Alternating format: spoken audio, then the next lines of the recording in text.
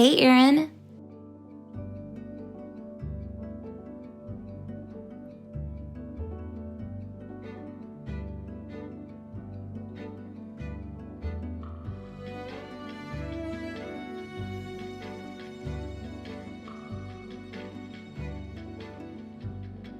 I don't even know where to begin with this one. So, here goes nothing. I made a really big mistake. A big one. The biggest one. It didn't take too long after coming home from the hospital with you to realize that I've already made my very first mistake as your parent. I should have never moved in together with my mom. That has always felt to me like the biggest mistake that I could have ever made the biggest mistake that I could have ever made in your life.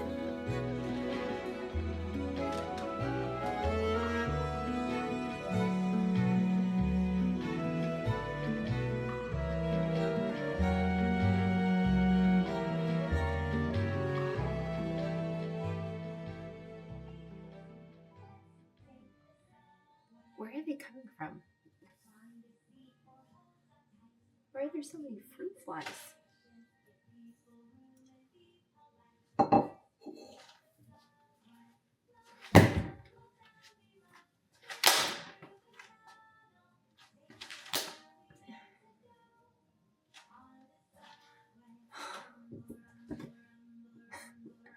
I swear I don't stink. It can't be me, right? I swear I don't stink.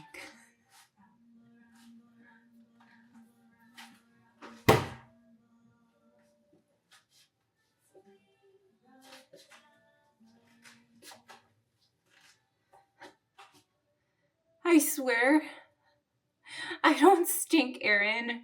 I shower every day. Or at least I try to shower every day.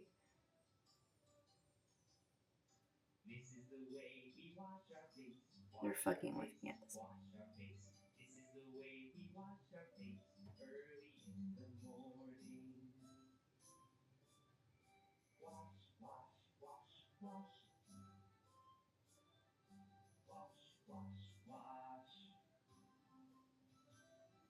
There's fruit flies. There's literally fruit flies. I should have never trusted her again. Not to this degree. And I really have no one else to blame but myself. This was technically my idea after all. So, I'm just keeping my fingers crossed that you hear me out today. And that you actually, hopefully, remember none of this. Not firsthand, at least. Because in the beginning, when I first moved in with my mom, I actually did not know what to expect. I had spent my college years and most of my early 20s to mid-20s living far away from my mom. I truly had forgotten what it was like to have a mom around, much less live with one. That's why I thought moving in together at this new stage in my life, also considering the circumstances at the time, would be like a clean slate between me and her.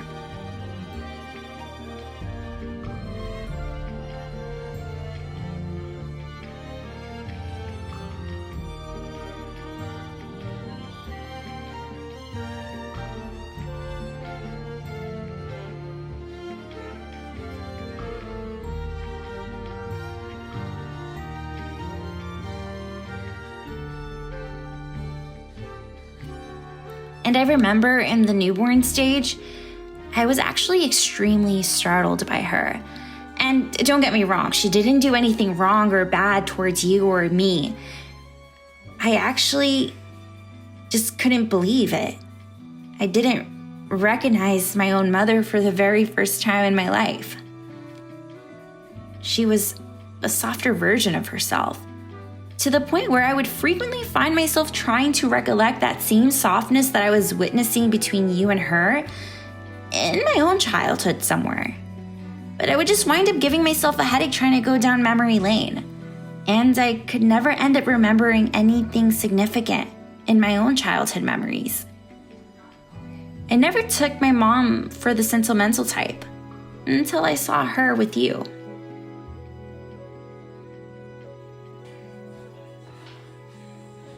Diaper change, Erin.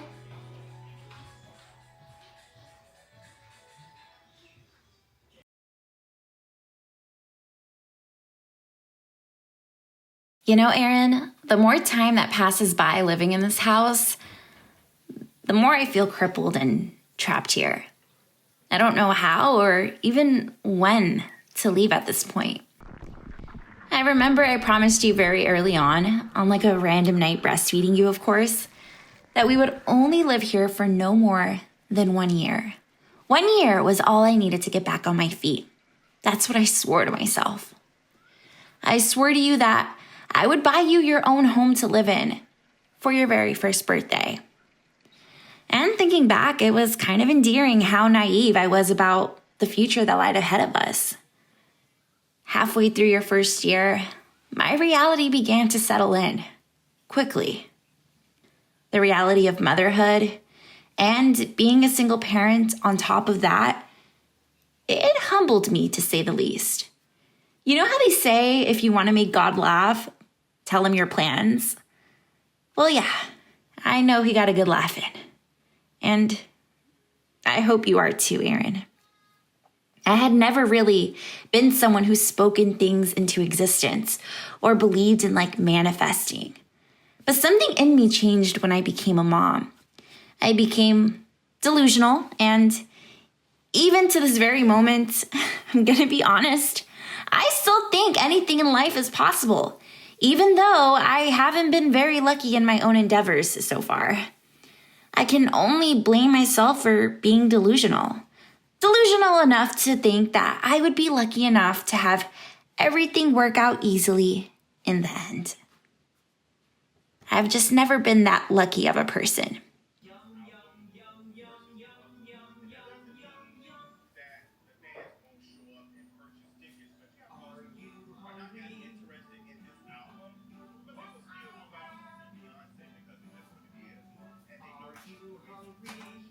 I know. This all is one long series of very, very unfortunate events that may be pretty depressing to hear about. But I hope that the sound of my voice right now gives you some peace of mind, Erin. Yeah, have I cried myself to sleep a few nights in a row the last few years? Absolutely, I'm not ashamed to admit it. And so what? That doesn't mean I've given up. I've never stopped telling you or myself that we are going to move out one day into our own home.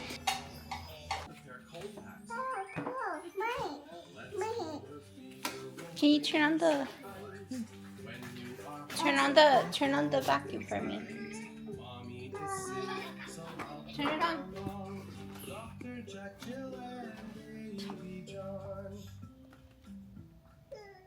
Oh, thank you. That was delicious juice. Oh, let's make some soup for her while she's sleeping.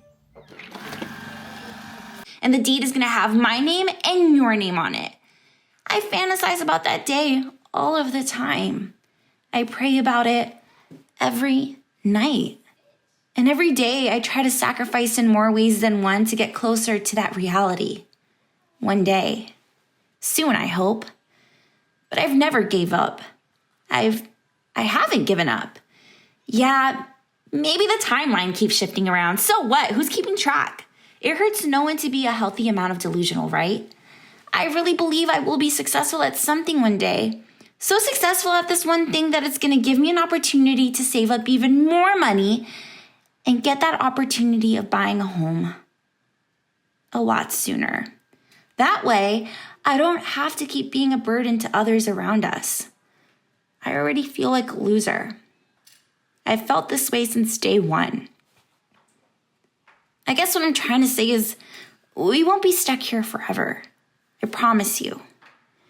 And we don't ever have to see anyone in this house ever again if we both don't want to, ever again. But I am gonna miss my mom, even if she's really mean to me. So that's what I keep telling myself. That's what I've been believing this whole time. I'm just overwhelmed and very scared.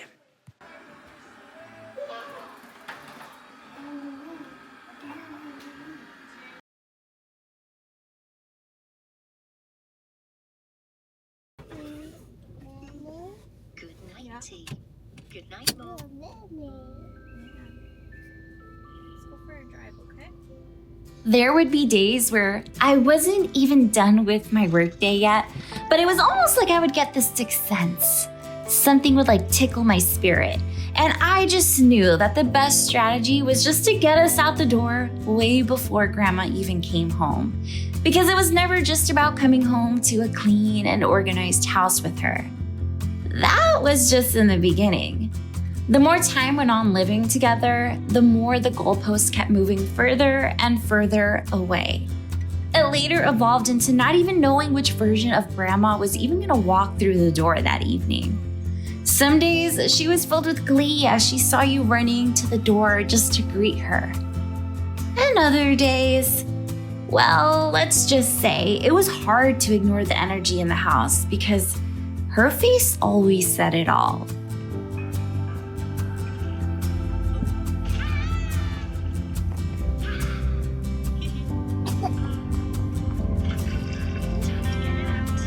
Yeah, sorry.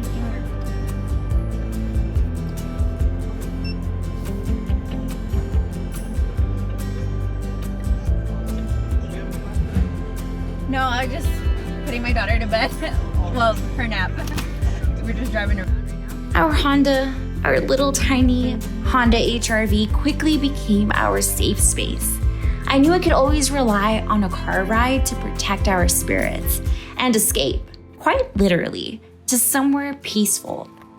This was a part of our everyday routine, at least Monday through Friday. Do you remember all the times we aimlessly drove around as I tried to talk myself down to baseline and not break down in tears?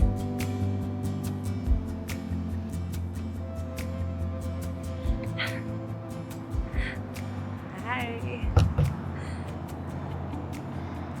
Some things just never change. I'm back at my usual spot. This is usually where I like to come to when I just like want to cry. This is where I come.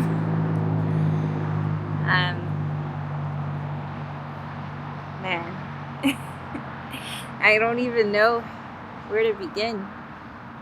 And I've thought about this conversation for a very long time, where how I wanted to talk to you about it, as I know you're gonna watch all this stuff back one day. And it hits very close to home,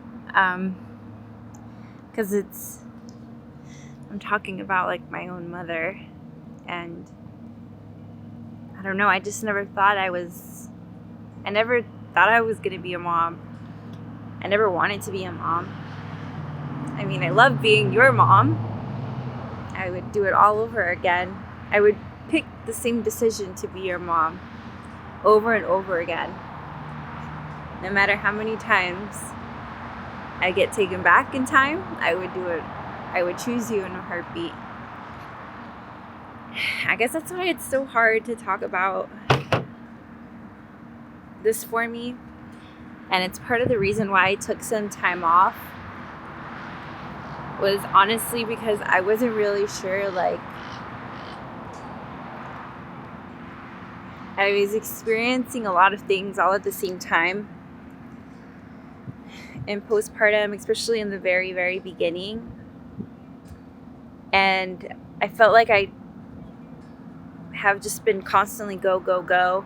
There has been no like real break since I gave birth to you. So I feel like I've been barely able to like just really sit with my emotions and acknowledge what I've been feeling like towards my own mom. And you know, I've had so many opportunities to kind of like, should we go back inside? Can you hear me?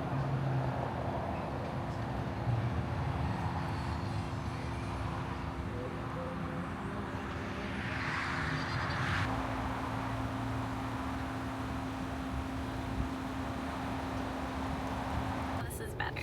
so much more better. Man, you don't know how many times I come and I sit out in this parking lot. I just like sit in my car with you. I'm like not nervous to have this conversation. I just don't know where to even begin. The one thing I do want to say, like, Erin, I'm so happy that I took a break a little bit from uploading videos onto this channel for you and like talking to you like this and just like taking you along the journey with me, and anybody else who's found my channel and is like following me on my journey. Just because I feel like had I made this video more in real time to the things that I'm talking about, and I didn't kind of just like take some time away, I feel like I would just be like bawling my eyes out in every single video. And I take a lot of time to just like think about like what I want every like monthly video to be on, because I just really want my daughter more than anything. Like I really want you, Erin, to like look back at these videos and just really know that I took the time and like gave intention behind all of these. I just don't want this to be like something half-assed, something like disingenuous or untrue to the story I've been living the last couple of years. I know what I've gone through. I know what I'm experiencing. I know all the things I've felt and all the things I've seen. And I think this is probably one of the most like a hard pill for me to swallow. I never like had like a really good relationship with my own mom. My memory has just gotten like really hazy as I've gotten older, and it's not as like clear. It's like very spotty. But I just always knew, and things I can remember, this was not a good, me and my mom just were always fighting in high school. Like I was always doing something wrong, wasn't doing enough of, and I just remember just never getting along with my mom. And that's something I had learned to accept a long time ago, and I had thought that I had dealt with whatever trauma I dealt with my mom, like maybe in my early 20s, and I never expected to start to feel the way that I assume I felt when I was like a lot younger. I just feel like becoming a mother myself has definitely like, I guess unconsciously like opened a lot of healed wounds that I had when it came to my own mom. And I think that's why it's a hard pill for me to swallow, that I am not happy about the decision that I made in hindsight. I wish I would have just stayed in my studio apartment and like raised you there. And I go back and forth with the idea of like regretting moving in with my mom. And it's such a tricky conversation, and I feel like it's so nuanced and like layered, because, you know, I don't want it to come off like I'm not grateful for my mom when your dad disappeared and didn't help me throughout my pregnancy, wasn't there when you were born. Your grandma was. And that's why all this time it's been like really hard to accept that, like, it's been very hard living with my mom, because it's like she's my worst enemy sometimes, but she's also like my best friend, and she's like a second mom to you. So I don't want you or anyone to come across this video and think like I'm ungrateful, because she doesn't have to be the type of grandparent she is like towards you. And I give her a lot of respect in that sense. No matter what has happened like between me and her throughout the last few years of living together, she's never once treated you badly or differently because me and her are not seeing eye to eye a couple times a week or whatever the case may be. She has always offered herself to be the best grandmother that she is able to be for you. And I'm so thankful because I'm like very like I've always carried this guilt that I play a part as to why, well, I don't even know if I want to say that because it's not true, but I still feel it as a parent, as a mom. I feel like you could have had a second set of grandparents if it wasn't for like the mom that you have. And I think that's like a sentiment that I'll never be able to like escape. I feel no matter how much I heal and no matter how much we grow together in life and wherever life takes us, that's just something I feel like I have to carry as a parent. So I just feel like I'm so thankful for my mom that she has like given you the experience of having a grandparent, and my stepdad as well. I only grew up with knowing one of my grandparents, but it was because my mother's mom died when she was a teenager, so she passed away when my mom was very young. So she also didn't really get to grow up with her mom either. I only knew my grandparents on my dad's side, and primarily mostly my grandma, his mother. That is my only experience with grandparents. There's a lot to be thankful for when it comes to what my mom has done for you and for me even. There's a part of me that feels so much like shame and like embarrassment that we're still living with grandma. And I know she says it even when she's mad, like, when are you gonna move out? Like, move out already? Like, when she's upset, or she's like, we're going back and forth with each other. And I know she's gonna be really sad, like, the day we really do move to Hawaii. Because she was really sad just for the 3 weeks that we were gone and we were in Hawaii, and I could notice the difference in you. So that's always in the back of my mind. But my mental health has really suffered a lot the last few years. And it's not all her fault. Some of it is like, it's not in her control. It's not her fault.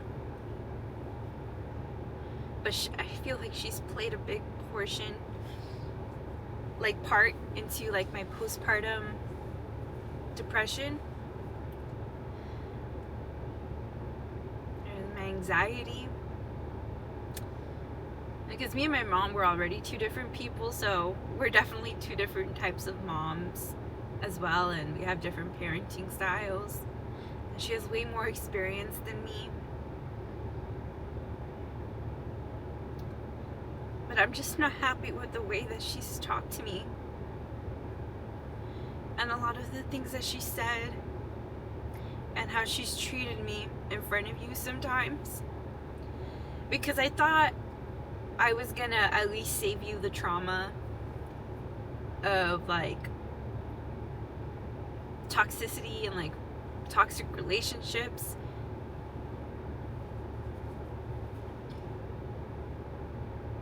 Because I was a single mom and I don't have a co-parent. I never did. And I have not been in a relationship since. And I don't plan to be.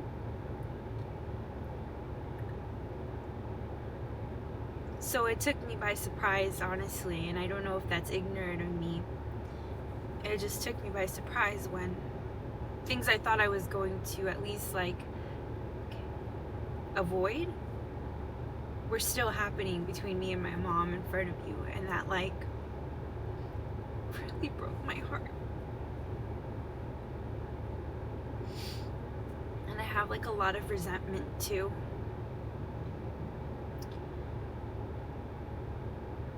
because all I can really do is just get in my car and like at least like cry in private like this.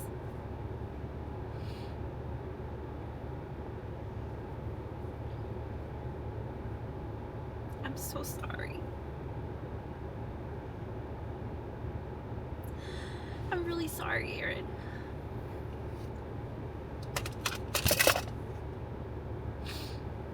I did my makeup before we left the house because I thought this would be a good way to avoid crying. But moving back in with my mom when I was pregnant was probably like top 5 biggest mistake I have made as a parent that I've made for you. And now I just feel like trapped. Because as messed up as it sounds, the responsible thing to do, in my opinion, is to stay at my mom's house and just turn the other cheek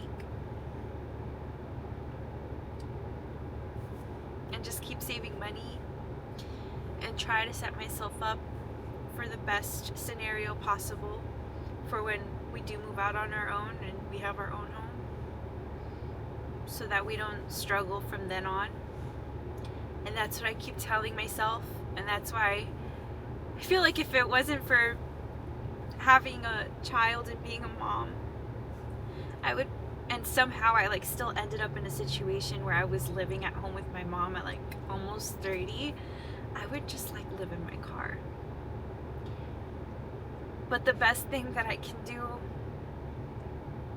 for you is to just get in the car whenever I'm upset or I can't take it anymore and just like drive around. Like, this is the best that I can do for us. And this alone sometimes gets me even more depressed or like embarrassed and ashamed.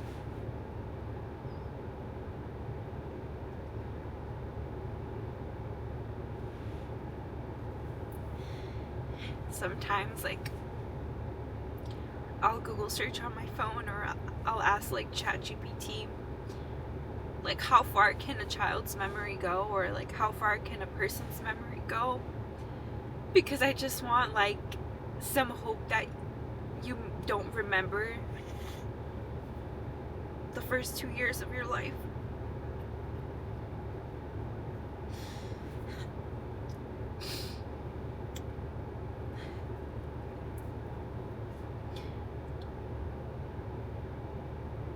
I'm so sorry, Erin.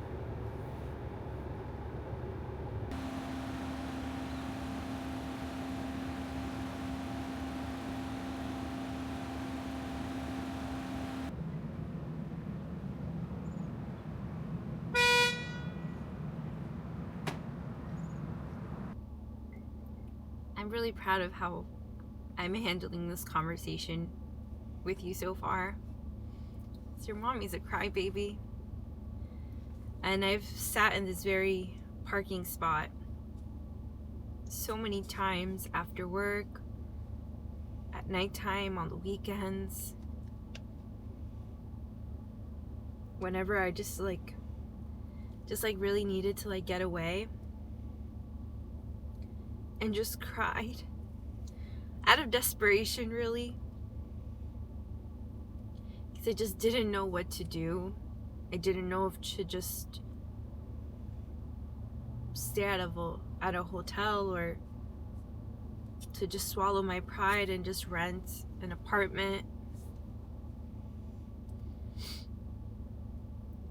And I really want you to know that I don't think my mom is a bad person. I don't think your grandma's a bad person. I just don't think she was a good mom to me. And it's just such a weird thing to discuss at my age, especially now that I'm a parent. Because although it's like stirred up all these unresolved emotions in me,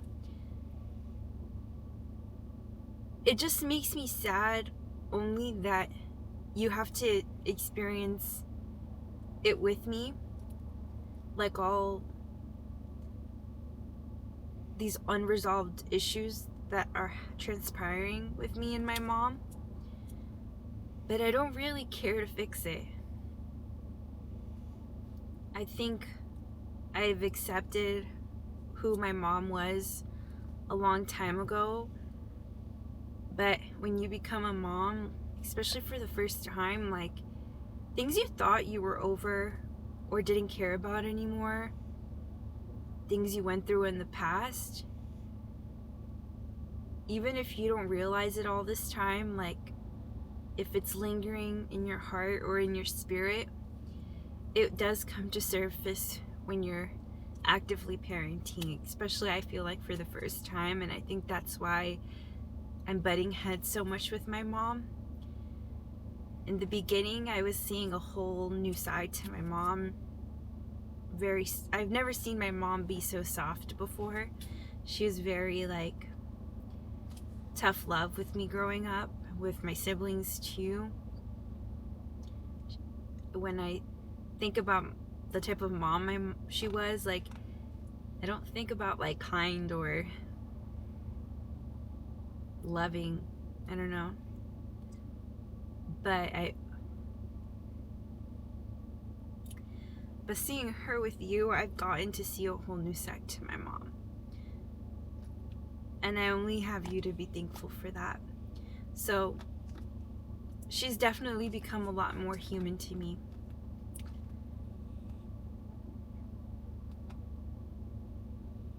I'm just not happy with her. And, you know, she's a woman of a particular age. If she hasn't changed, especially after I've expressed to her directly in private, mother to mother, there's just certain things that I have not like appreciated, or just how I feel in general, trying to like maybe find some resolve in things I feel or have remembered. I have been reaffirmed that it's just never gonna happen. I'm never gonna get the apology or the acceptance from the things that I want from my mom. And I think what keeps me going and keeps me looking at the glass half full is that I know that I'm actively working on not making those same mistakes as your mom. I don't want to be the type of mom my mom was to me, or is being to me.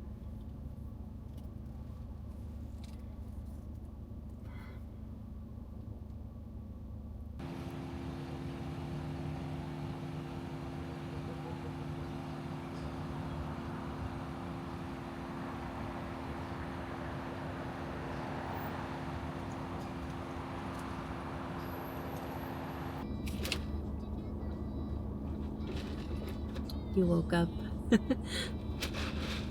I really do cherish this time in the car where you are relaxed and you get to take your nap, because it also gives me a chance to just like regroup and gather my thoughts as well. So I'm thankful.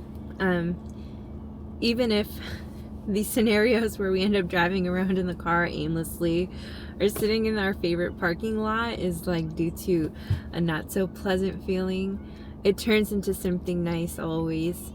I try my best, and when I do get in these types of car drives, I just try to look at everything like half full. And I wonder, like, sitting down with you right now, I wonder how ambiguous this conversation felt. But I'm so thankful that time has passed where I've gotten to kind of like just sit down with this situation and just really like hashed out my own emotions Because I don't want you to see me crying like hysterically every single time me and your grandma are not seeing eye to eye. And, you know, my mom's a lot of things in my eyes, but, you know, she's never once put me or you in danger. So I hope that gives you some peace of mind too. Like, it's more like her expectations of me even now, especially now actually, that I'm a mom, like, it's just not a good feeling, always feeling like you're not good enough.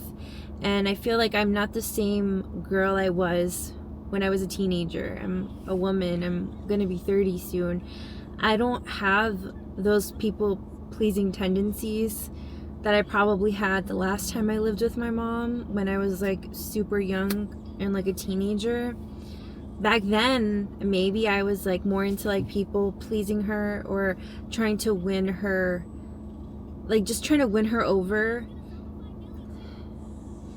I'm more just concerned about giving you the most loving home and environment I can give you.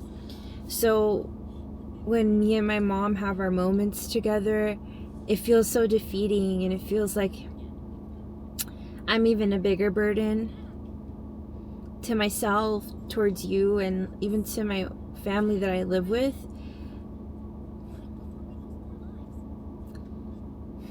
Yeah, I don't want to cry, especially now that you woke up. You took a very long nap. We should get going.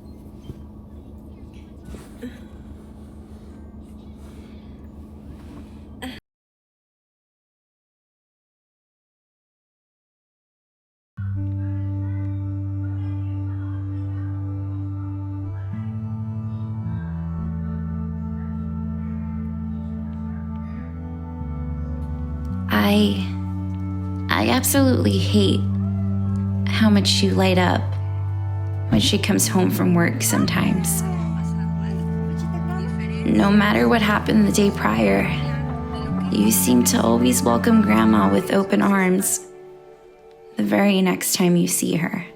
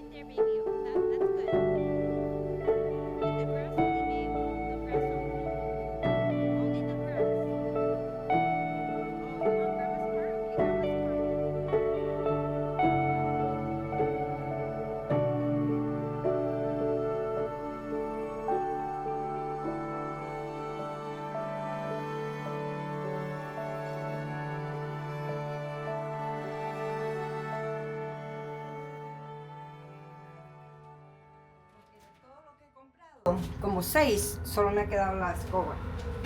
Y los zapatos van ahí arriba, please. What if I told you that wasn't me and it was Aaron? I don't believe you. I know it's you. Well, now that the weather's, I'm gonna move my car back out because now it's not that too hot. ¿Cómo hago para ponerle esto al otro? Este, ¿eh? ¿Tú crees que le vaya a quedar? No, aquel es más grueso. No, mommy. Why do you do things like this? Like what? Yo no voy a comprar otra escoba de 12, 15 dólares para que tú me lo quiebres. Ni una semana demora. Ni una semana demora.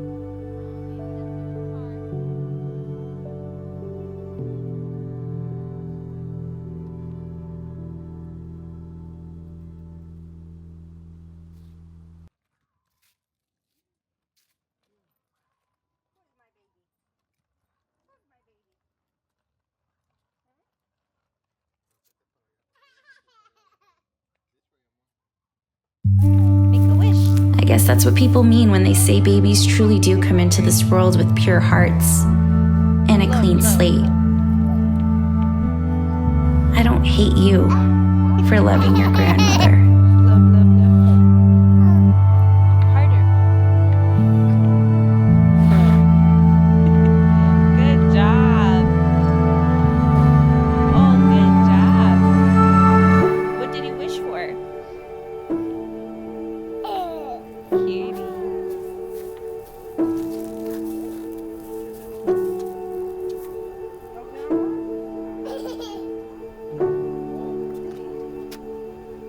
I hate my mom for showing you a side of her I never got to see as a child growing up.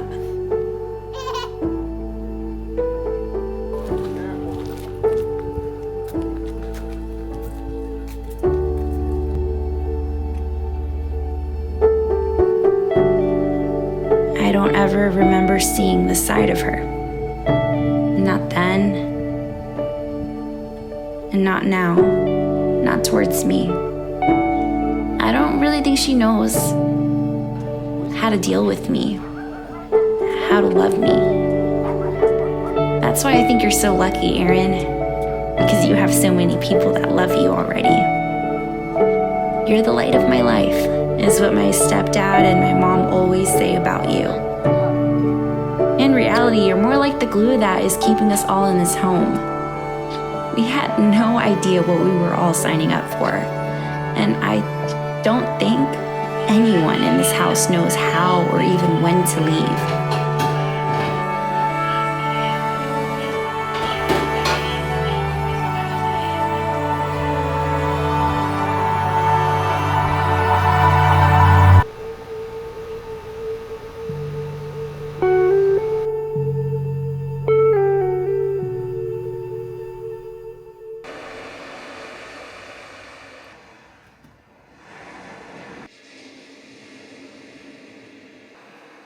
That's why I don't know what to do. I don't want to be a bad mom to you, Erin, but that's how I feel. That's how I have felt all this time that I have been away, that you haven't heard my voice or seen me.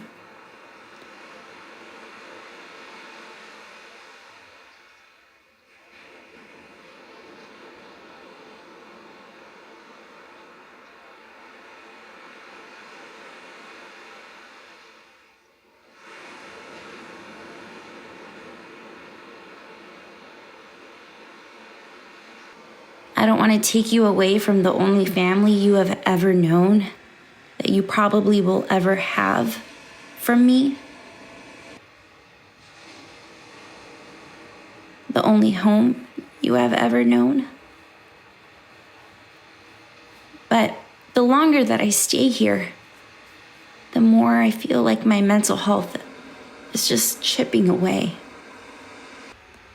And I'm scared that you're witnessing your mother's will deteriorating.